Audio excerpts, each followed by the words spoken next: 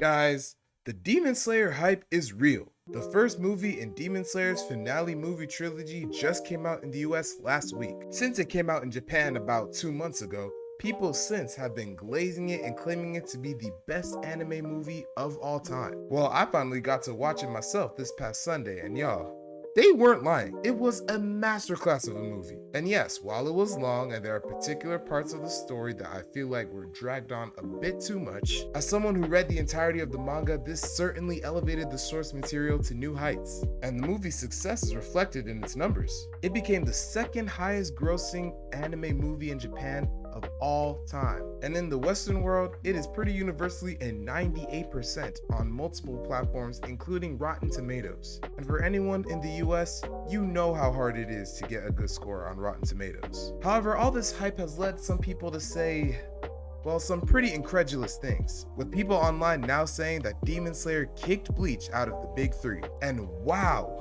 could they not be more wrong? The big three is not a rotating lineup based on what's popular right now or sales, or at least just on those things. And the more I talk with newer or even casual anime fans, especially those on Twitter, the more I realize that a lot of people don't actually know what the big three means. So that's what this video is for, explaining the origin of the term and why it can only ever be the titans known as One Piece, Naruto, and yes, Bleach. But first, y'all, I need y'all to do something for me real quick. Like the video, okay? This is incredibly important. Subscribe to the channel for more anime topic discussions like this every week. Share it around with all your friends who love the series. You know we always say here, let's get it going. Also, make sure you subscribe to me and my bros over at CSY. And comment down below on the next anime-based topic I should talk about. So, what does the term Big Three actually mean? Well, the phrase Big Three originated in the 2000s, not just as some random fandom nickname, but as an industry term for the three biggest ongoing shonen series during that late 90s, early 2000s time period.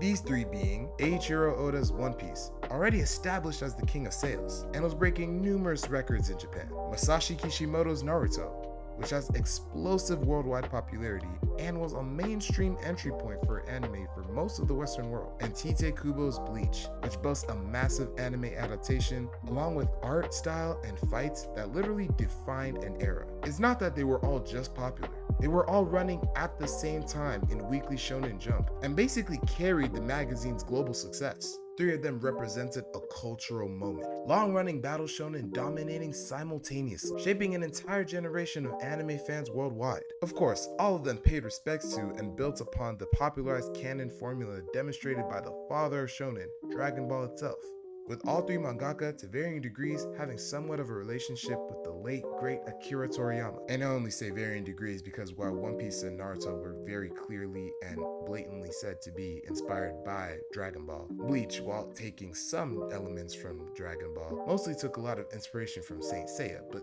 that's getting off topic. The key takeaway in all of this is that the Big Three is a historical era, not a top 3 list. Which leads me to why it can and only will ever be this configuration. The answer is simple. As I kind of already explained, the Big Three is about time and context and the conjunction of those two things, not just sales or popularity. Really think about what all three of these titles did together. They defined a generation of anime around between the 2000s and early 2010s. They brought anime into the global mainstream consciousness, with Western channels like Cartoon Network or Toonami being many Western people's first contact with the anime sphere, as well as an explosion in forum posts and conventions. They were all massive, long-running series, none of this short seasonal stuff, each with hundreds of episodes and chapters that takes years of serialization, with Bleach and Naruto having 698 and 700 chapters respectively. Meanwhile, One Piece isn't even done yet. As of right now, it's still going strong at 1160. It's hilarious to me that Oda wanted to finish the story in 5 years.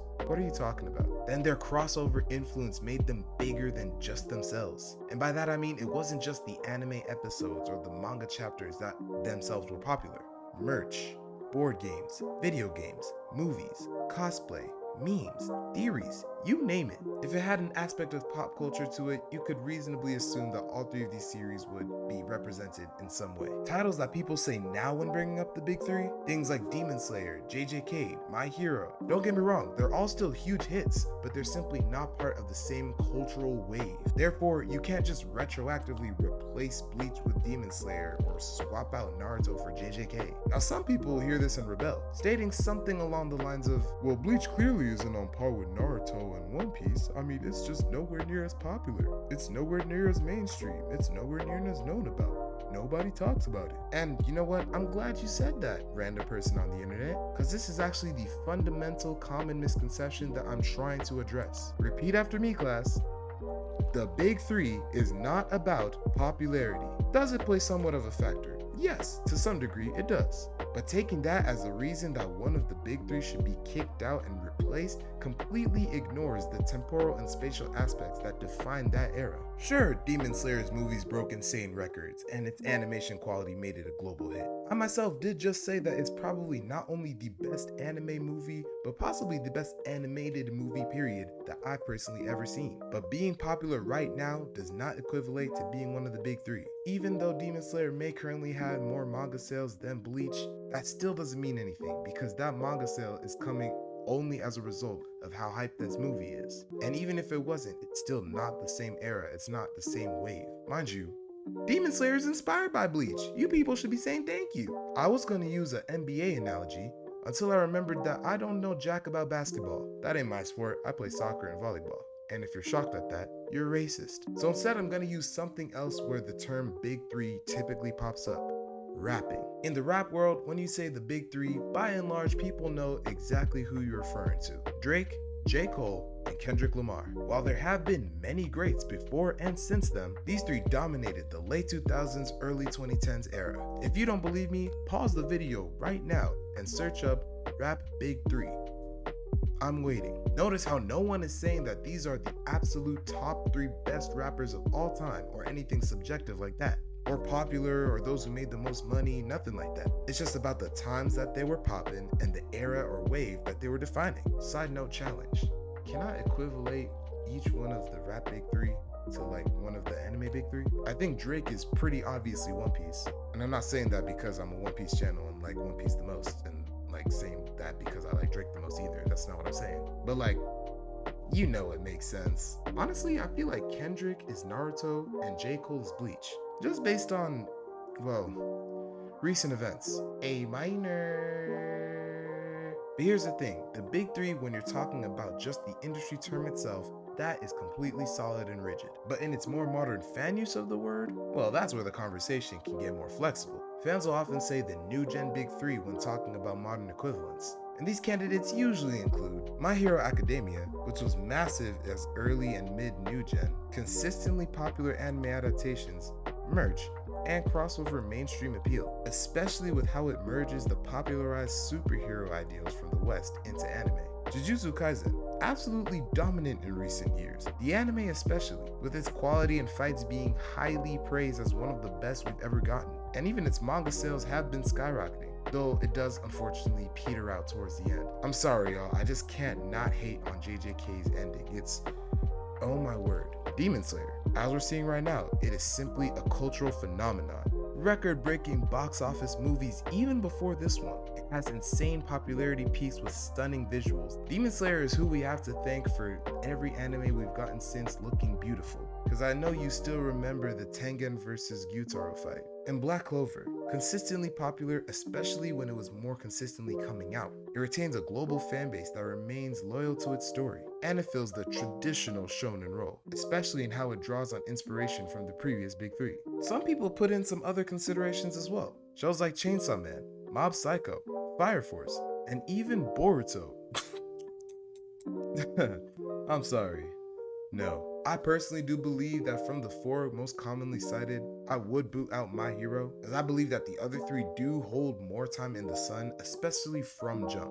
whereas a lot of people I know were still shaky on the idea of My Hero when it was first starting out, especially because of Deku as the MC at first. But the point being that unlike the original Big Three, the New Age Big Three is more of a discussion to be had.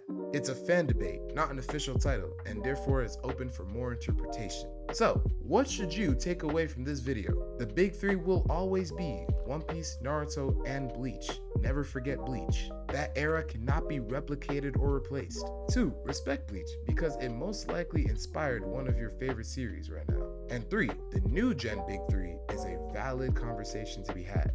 And with almost all of the new gen manga done too now, JJK and My Hero finished last year, Demon Slayer been done, and Black Clover got about 3 to 5 chapters left max. Discussions have even started revolving around what the 2020s Big Three is gonna look like. But regardless, the term Big Three should always be regarded as a moment in history, one that can never be forgotten. But that doesn't mean that we can't talk about what our current moment is gonna be. But I want to hear from y'all. Are you one of the wizened ones who know exactly what the Big Three is? Or maybe you didn't know this context before and learning this actually changed your mind? Or are you just gonna be a Bleach hater?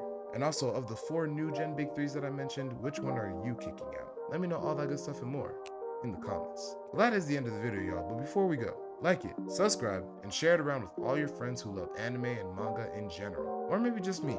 Maybe they just like my pretty face. That's gonna be all from me. I'll catch you on the next one, and always remember, one piece, one life. YouTube says that you'll probably like this video, so how about you go ahead and click on it? Meanwhile, I am going to sleep. It's 2 a.m.